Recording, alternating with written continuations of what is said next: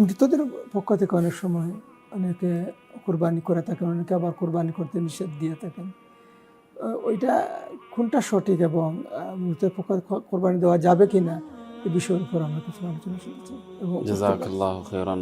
এটা একটা গুরুত্বপূর্ণ প্রশ্ন করেছেন হাফিজ সাহেব। তো অন্তত 5 ধরনের কোরবানির আলোচনা স্বয়ং কোরআনের মধ্যে উল্লেখ করা হয়েছে। এই কোরবানি জীবিতদের উপর ওয়াজিব।